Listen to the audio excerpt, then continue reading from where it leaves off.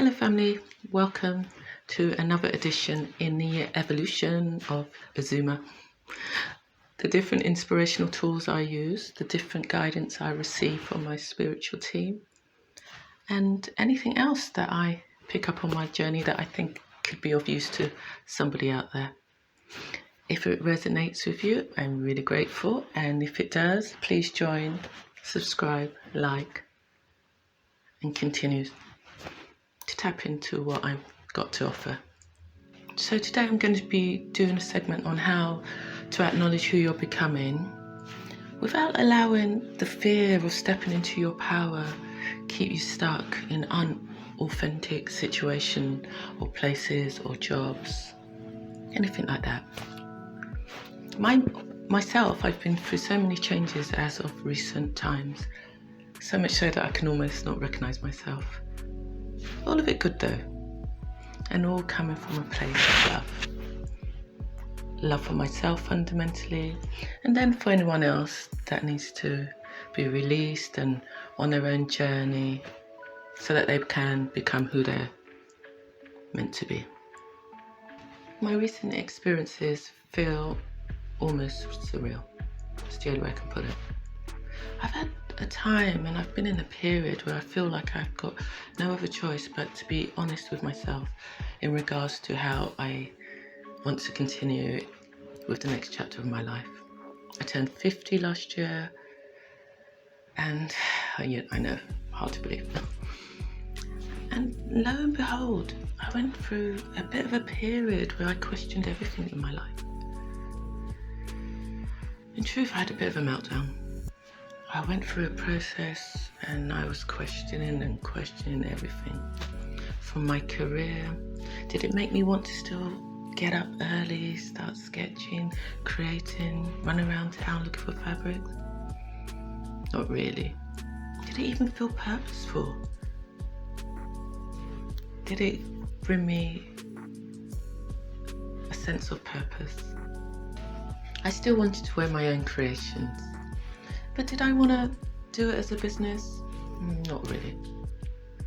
I was changing before my own eyes. So that was the first thing that went. Fortunately for me, the label was closed at the beginning of 2020, which was, I suppose, my intuition kicking in and helped me to wrap it up just before Rona hit. Yeah, that's not necessarily entirely true. In fact, my inner voice has been speaking to me and trying to nudge me towards closing this label for the last 2 years, I say. Better late than never.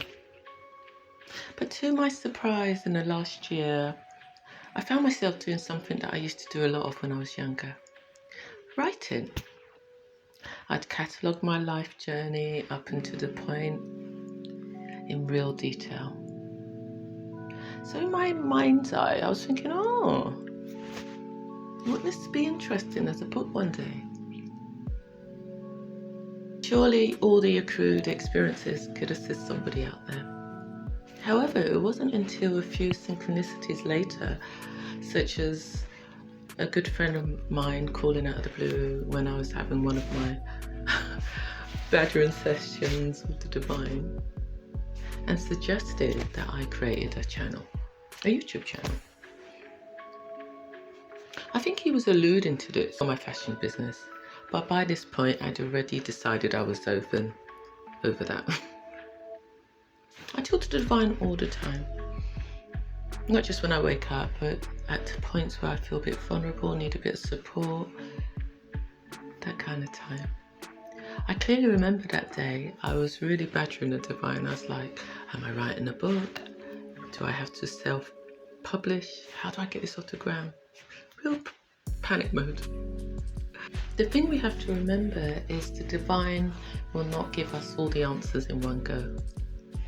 We have to follow the intuitive nudges and, the little breadcrumbs that we get every so often towards whatever we're being led to.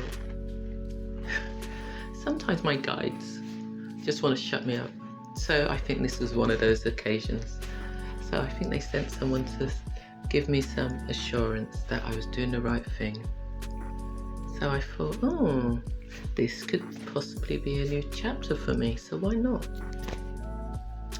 I find when I err on the side of what is possible and don't approach from a place of fear, and start feeding the reasons why I shouldn't investigate further and put real effort into, a particular project, anything's possible. Fortunately for me though, I tend to feel quite empowered when I get a bee in my bonnet. I employ all the practices that I use to allow me to feel relaxed enough to hear the divine and really feel the guidance of my spiritual team, such as meditation, which quiets the noise that's constantly going on in your mind. That's the main thing you have to really put your energy into. I think it's important because you need to be able to distinguish between all that chatter and the guidance we're receiving from our higher self, from the divine. How are we going to differentiate? This can be achieved by anyone that wants to be self-governed and wants to tap into their intuition. That gift is open to all of us. It just depends on the stages we're at in the process. I guess we're going to have to rewind it a bit so that you realise what the other catalyst was in my newfound beliefs and newfound acceptance of self, and why I didn't let fear keep me stuck. So when I was going through what I call the establishing of my true authentic self, I had suddenly gone through a breakup of my 23-year relationship. Something that I thought, did I think it would last forever? Oh, okay, let's just say I didn't see it coming. Sometimes when things like this happen, it really highlights how much you haven't followed your own intuition or neglected your inner guidance. Because if I obviously knew that it could potentially end, or I suspected that it could have happened, I'm not implementing what I truly believe and what I needed in order to be happy to be my true self. There always is a catalyst, something that doesn't even seem like anything different from you and your person's usual bickering, to put an end to a situation like that and leave no room for reconciliation or anything else. That's what happened in my situation. No, we did bicker a lot and it wasn't anything different, but on this occasion it was. But it always takes one person to decide to fight for themselves and their happiness and put themselves first. Thank goodness for 58. How much neglect can we inflict on ourselves? How many times can you decide to put other people's feelings before our own? I guess this is the perils of being an empath. No one other than ourselves can be held accountable for what we allow. So we have to take responsibility for our own choices and what, we endured and lived with, or choose to live with. Nobody's holding a gun to our heads. But what in us thinks it's okay to give our power away to situations that aren't always deserving of it?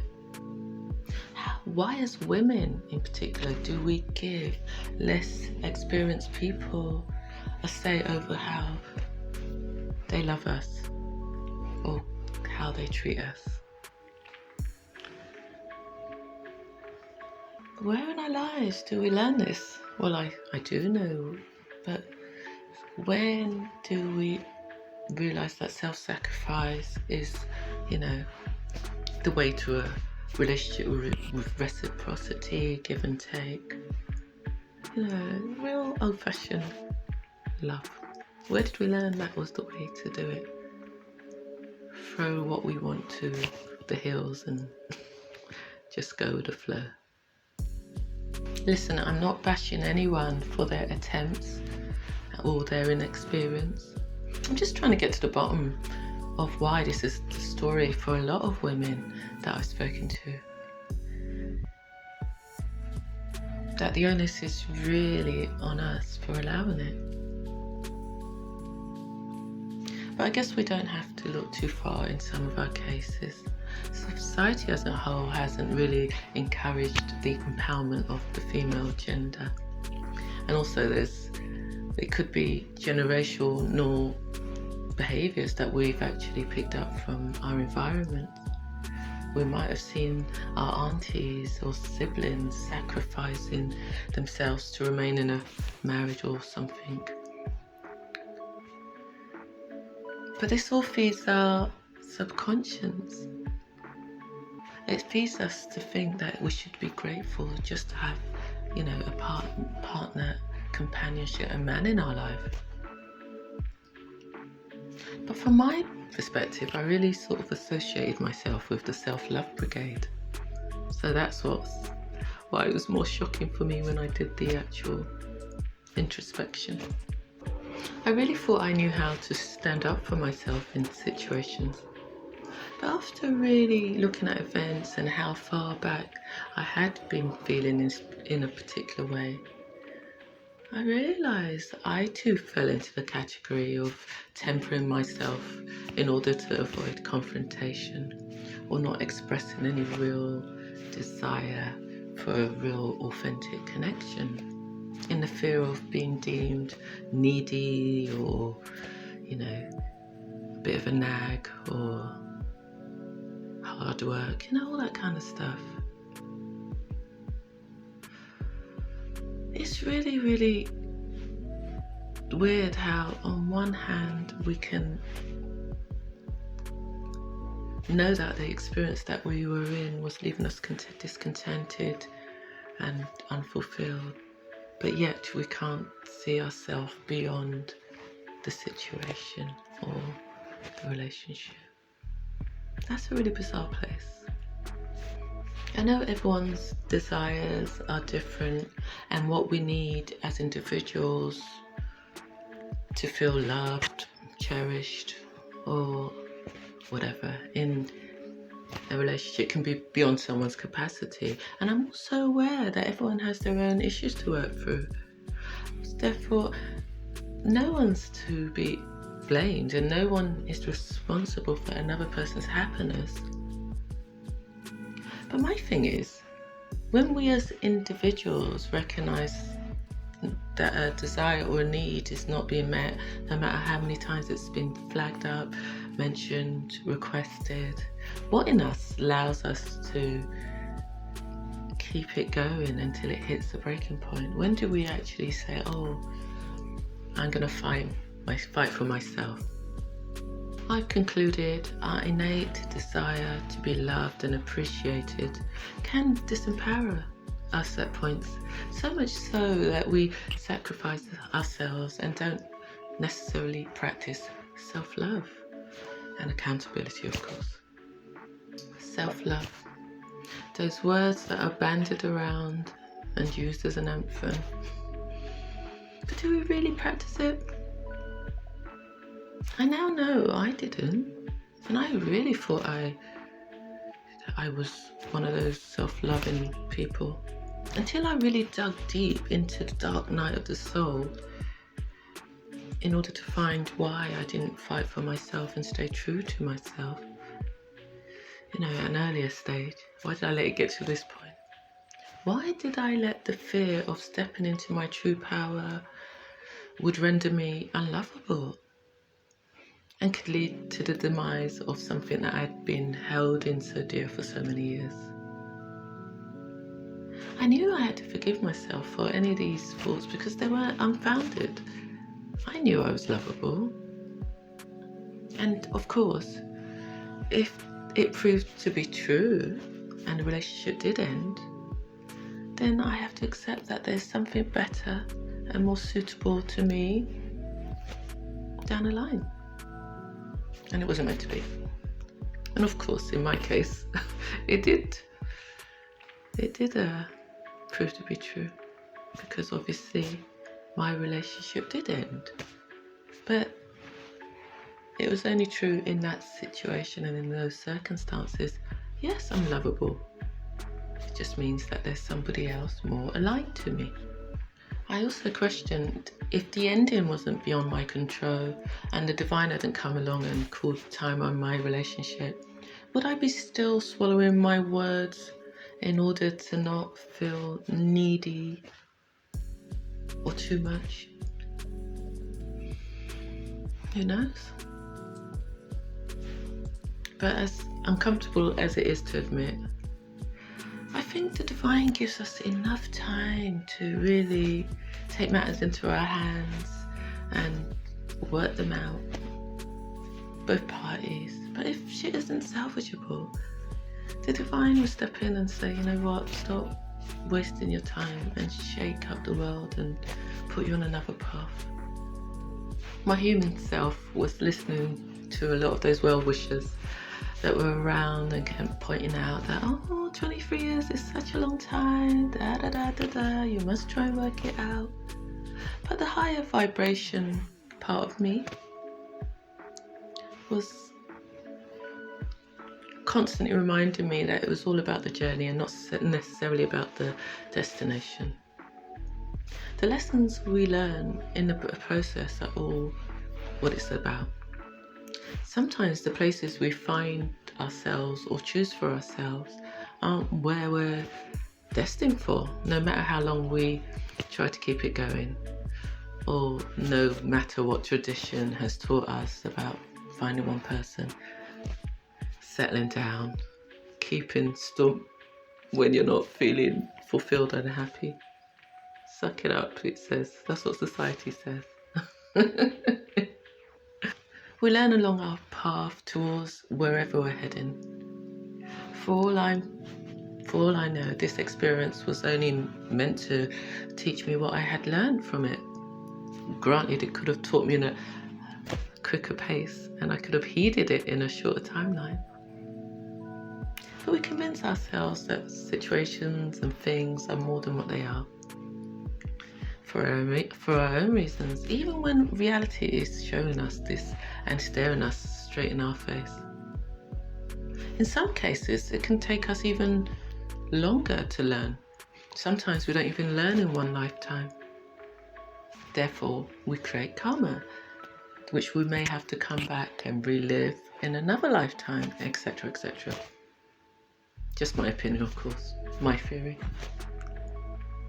Therefore, I see experiences part of the journey to bring us closer to our authentic self, make us more powerful within who we are, sure about who we are, and not to also keep us stuck in situations that are no longer serving their purpose and stunting our growth. It's all part of the journey and will give us a reference point so that any future endeavours will not be experienced blindly. You'll be able to recognise God at earlier stages, when something is not right, if you're dancing with the devil, what outcomes certain behaviour traits are going to lead to. You'll also be receptive to red flags that will resemble any of your recent experiences. But most of all, you become really aware of who you are, what you will or will not accept in the future. I now know inner peace and serenity and comfort can be achieved by being true to yourself. Okay, fair enough, the object of your desire might not necessarily remain in your life, but guaranteed, if you stay true to yourself, you'll be calling into somebody that's more aligned to you in the present and not you in the past. So having a relationship of equals is definitely attainable, but it should never be at the detriment of your own personal power and your own wants and desires. Because no one can, you know what's going on in your evolution. You cannot be responsible for anybody else's evolution. So if you're moving at a different pace, you just have to accept that some people were only meant to be with you up to this point. So thank you so much for your company. Stepping into your power is by far the best thing you can do for yourself and for your evolution and growth.